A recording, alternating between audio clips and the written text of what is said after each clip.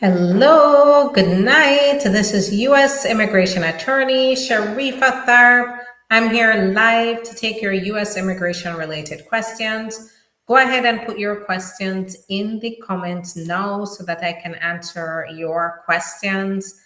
So, it's nice to see you all joining. Go ahead and put your questions in the comments. I have a few updates to talk about. So two of these have to do with asylum. So we had a Supreme Court decision, that's the highest court in the United States.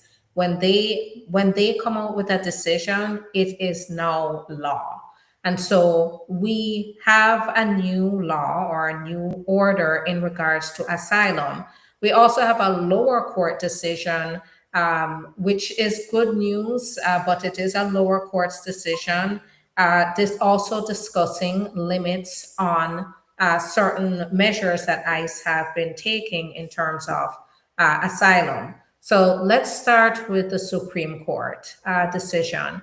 So the Supreme Court has now, the order that they have in their decision, what they have said is that if a federal court is going to make a decision on a past immigration court judge's decision, so it was appealed all the way up to the Supreme Court, the federal court judge has to now defer to the decision of the judge, the immigration court judge.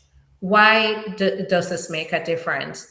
It does because in the past, the federal court judge would start from scratch. They would look at everything from scratch without considering the other court's decision. However, in this case, what they've said is they now have to give deference to the immigration court judge's decision, which means now they have to actually look at what the judge has said, look at the evidence the judge decided on, and they have to give it some form of preference. And so what that means is that if a judge made a decision, it's likely that they are going to uphold that decision because they're giving it deference. They're giving it a certain level of preference.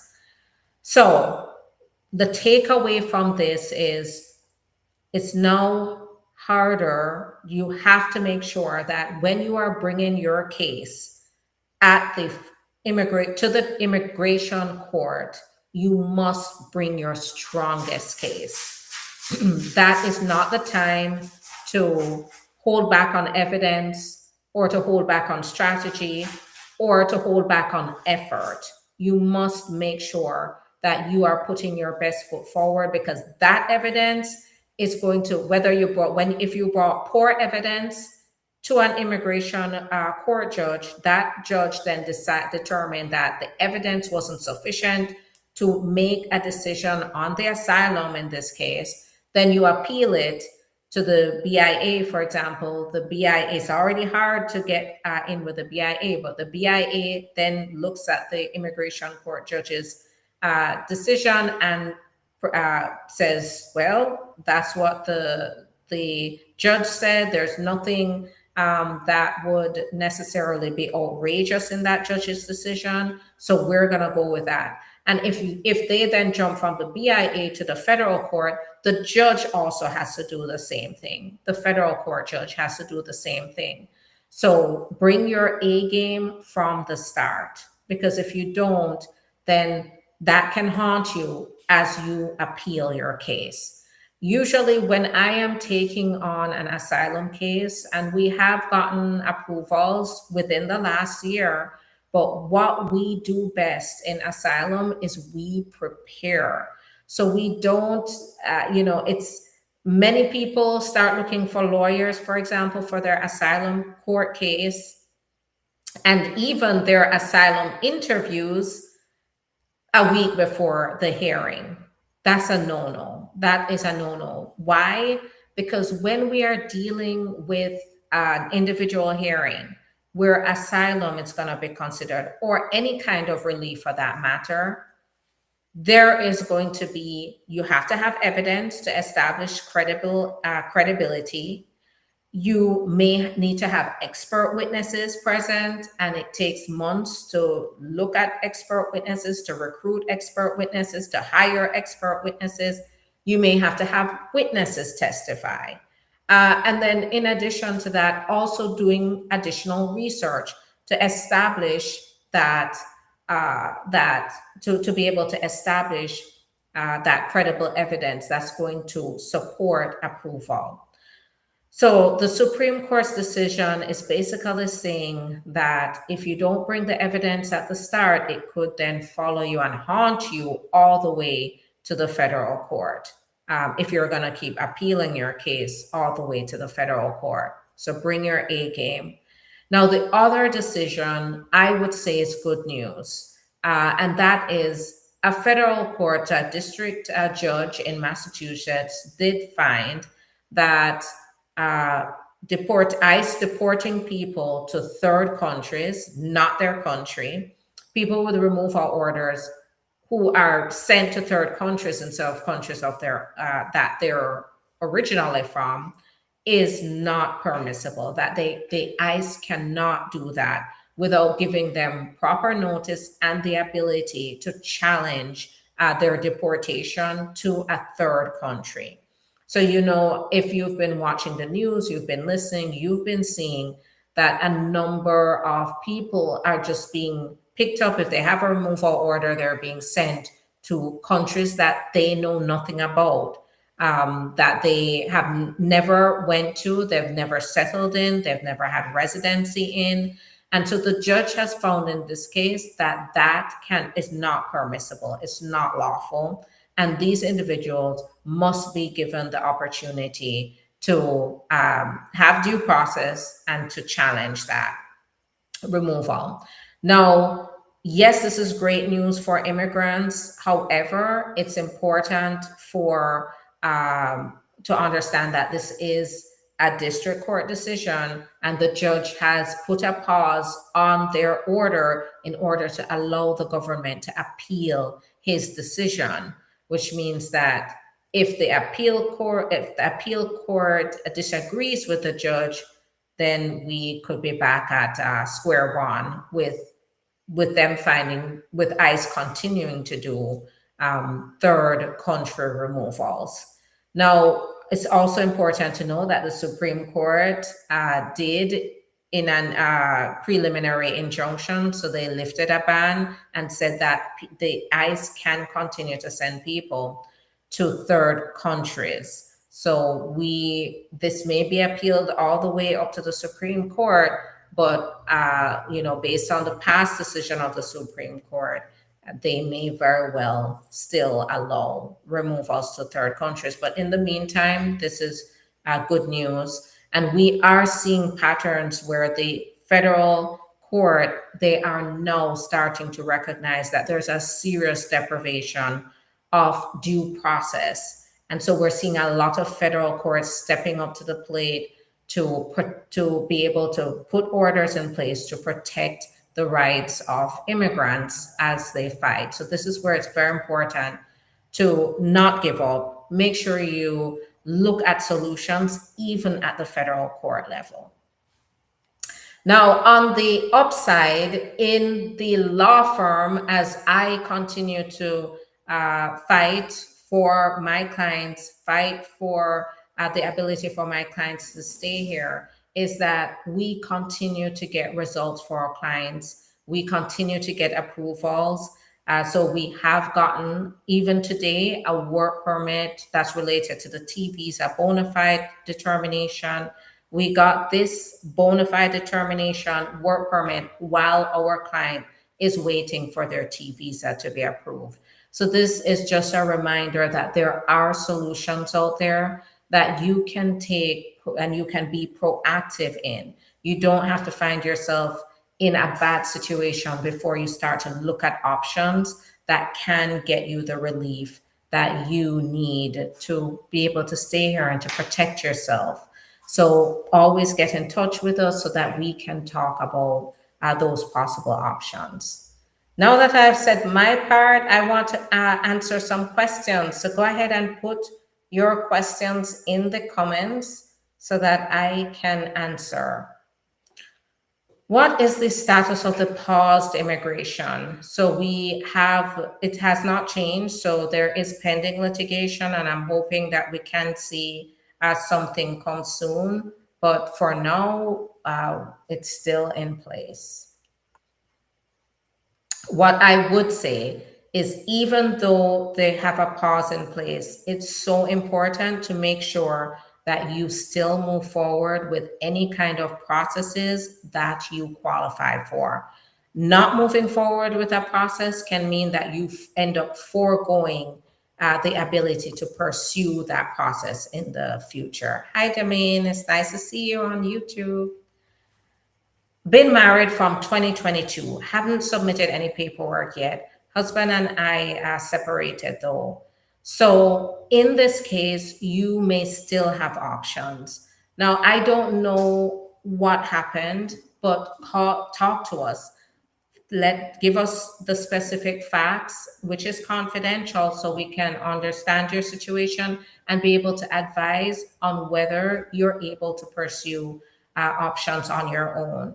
There are ways to still pursue your green card, your work permit, protection here, even if you're separated from your spouse. But we have to know more to be able to confirm whether you qualify for that kind of relief. You can give us a call. Right now, we are answering calls 24/7. Right now, I am accepting appointments. So even on Saturdays, because our schedules are filled up, but we want to continue to help people as much as possible. So we even have Saturdays available now to be able to schedule time with me to talk about those potential solutions. But you have to get on it very quickly because already my schedule is filling up. So make sure you're on top of it. You can go to the link in the profile and you can go to the website. You can go ahead and submit a contact us form, or you can go ahead and call, and then we will call you back first thing in the morning.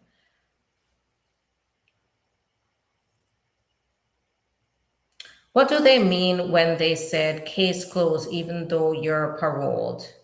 So I'm not sure what case is closed. That sounds like you need to get a lot more specific. We have to understand what your circumstances are.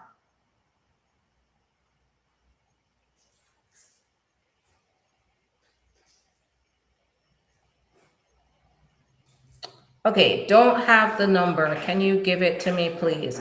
So if you go to the videos, you will see my number on every single video. And then you can also go to the website, you'll see the number there, but I'm also gonna put it here. It's gonna be under Immigration Lawyer Sharifa. So you can go ahead and give us a call so we can talk about your options. Because there are multiple options out there. How long it took for your client to get their bona fide work permit? We already passed 14 months and still waiting for a bona fide work permit, T visa approval. So this client, it took 12 months. So it took, I believe, 10 months to get the bona fide determination, and then another 2 months to be able to get the 13 months. So 10 months to get the bona fide determination, and then 3 months to be able to get the work permit. Now keep in mind, guys, that while it is indicative that we are getting results and the people are getting protection even during these times, it really differs based on case times, and it even differs based on when you applied. Right now, they're prioritizing work permits and bona fide determinations for those who applied on or after August 24th or August 24th, I believe, 2024. So it just depends on when you applied. And also keep in mind that the bona fide determination is all discretionary. And so it means that it's when discretionary means that they can or they may or they may not. And it really is up to them to decide. But our clients have been getting it. And that means a lot because the bona fide determination alone offers protection from removal. And the work permit that comes along with it is an added plus that allows our clients to work, continue to work and gain stability and have identification.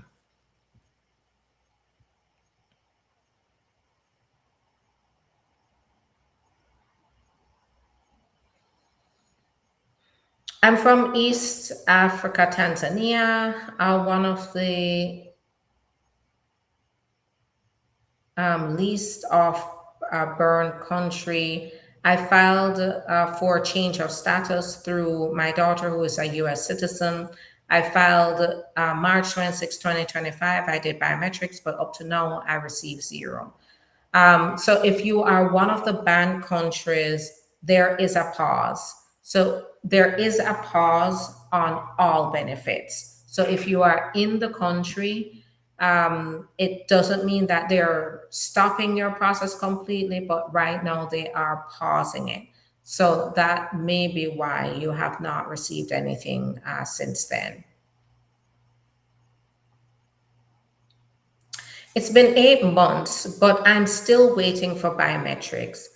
So biometrics, especially, and biometrics can be all over the place, especially in regards to certain benefits. For example, the T visas. I can tell you of a situation where one of our clients was so afraid to go to the biometrics appointment. We got their appointment within 2 months of them applying, and they did not go to the biometrics because they were so afraid. Eventually, we did tell them that it is a means to an end. They have to do the biometrics to get the decision. We got another biometrics appointment 1 year later.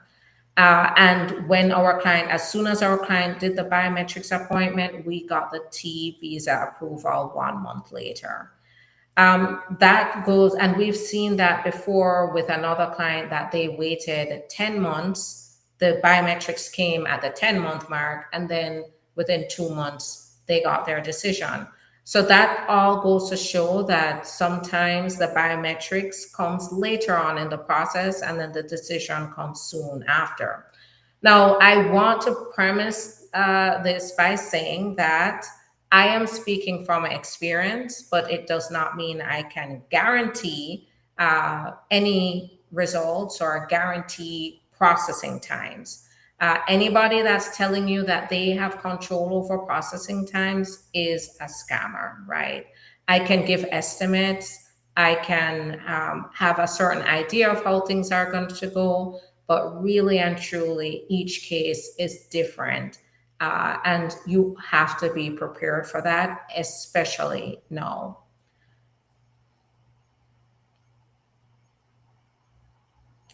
So the N400, if you want to apply for citizenship, the first thing that you should do is schedule an appointment to talk about your qualifications. Then we can decide based on your particular circumstances what that cost is going to look like. Because every case is different, but we need to make sure you qualify. Can asylee with green card hold use their country of origin passport to travel to another country?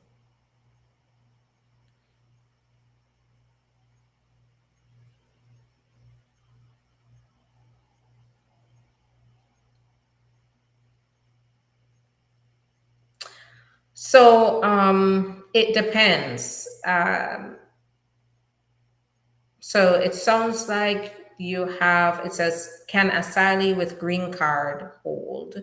So I'm thinking, can an asylee, someone who was an asylee who now has their green card, use their country of origin passport to travel to another country? It depends. I don't know, first of all, which country are you from? Is the country facing any kind of bans right now that put you at higher risk of something happening? Green card holders, on general, can travel, but you want to make sure that everything is okay in your background.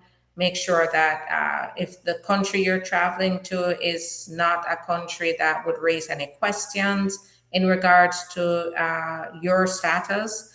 And also, some countries, if you're traveling with a green card, some countries still require you to have a visa. So you would have to make sure that you're complying with the country and their requirements to enter with the proper paperwork. I'm divorced. I'm in NY, so it's 5 year rule. Yes, yeah. So if you are divorced, you got your green card through marriage, but you're divorced, then you have to wait for the 5 years to apply for citizenship.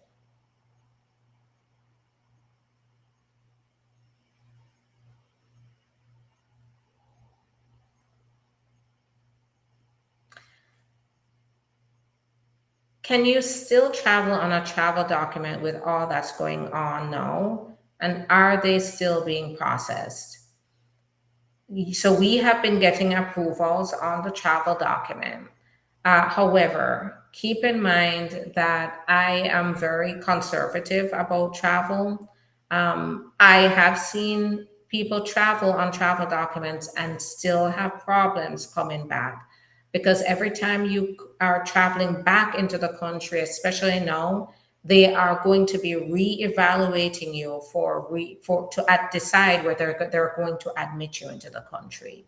So we are finding that they're now asking questions about your application. They're reviewing it. They're looking at your background in order to determine whether they are going to give you admission.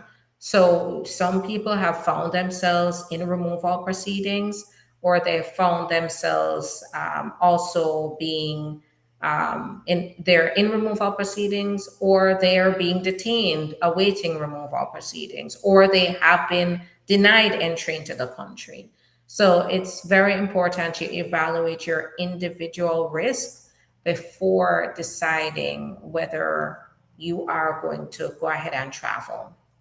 So this is where it's very important to talk to your attorney. Make sure you go over the risks that you face before moving forward.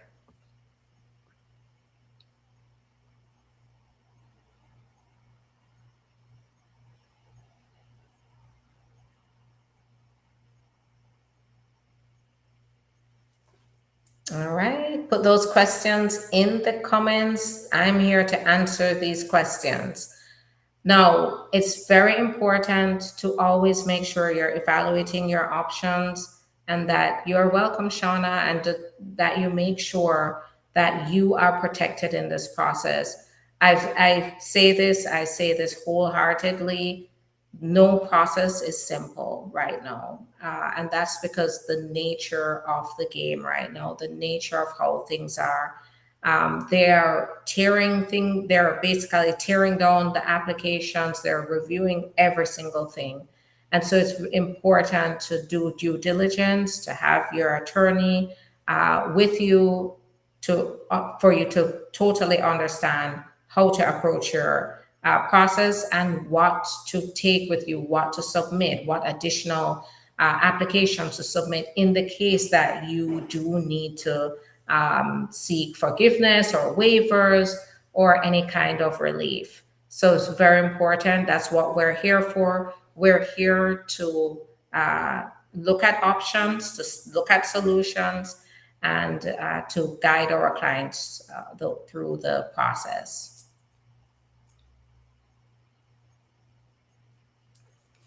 Really want to weigh my options, because I also have a 16-year-old son here with me. So if your spouse was a US citizen, even if they're a permanent resident, you have a 16-year-old son, your 16-year-old would be able to apply as your derivative. So they would be able to apply for a green card along with you. So you're absolutely right to want to make sure you're weighing your options, especially with your child here, because your child can be a part of the process as well. So give us a call and let's talk about it.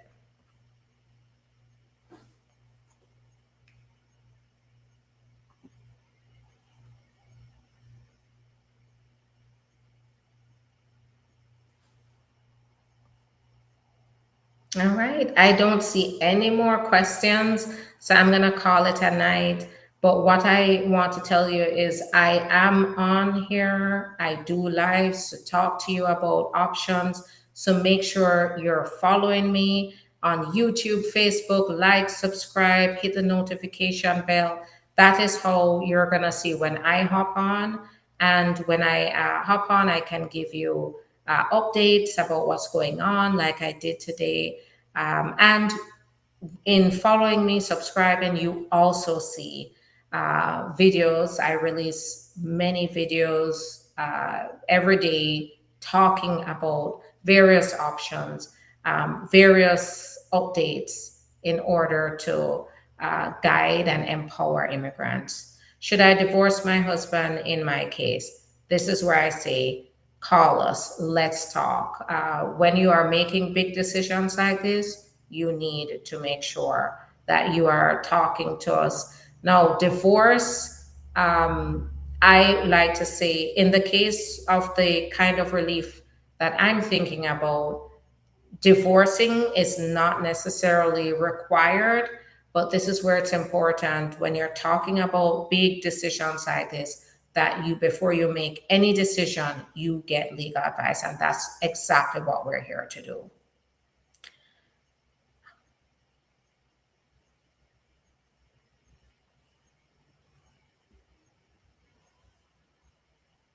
All right, Shauna, I'll talk to you soon. Okay. How long does it take to submit a VAWA case? So, one thing I always talk about is here at ST Law Office, we work as quickly as we can, but we're also very detail oriented. If you follow me, you know what I'm going to say next, and it's I don't run a McDonald's drive-through. The kinds of cases that we have to present solid evidence, and we have to present credible evidence. And we go through multiple levels of review because we're not rushing to file things that will end up haunting our clients in the long run. That's what has made my firm so successful and made us have so many good results for our clients. Now, we work as quickly as we can, but we never try to mess up a case or miss anything by filing anything too quickly. So it really is on a case by case basis. So, for example, if a client has additional complex issues that we need to sift through to make sure that we're presenting a solid case, we do that. We do our due diligence. Unlike people like the notarios that quickly just fill out forms, we are not form fillers. We are attorneys. I run a firm of professionals that we do these things right. So if you don't want somebody who is going to be careful, detail oriented, and to present a solid case, don't call us, right? And I'm pretty sure everybody wants to make sure that they have a solid case because that's what's going to get you success in your process.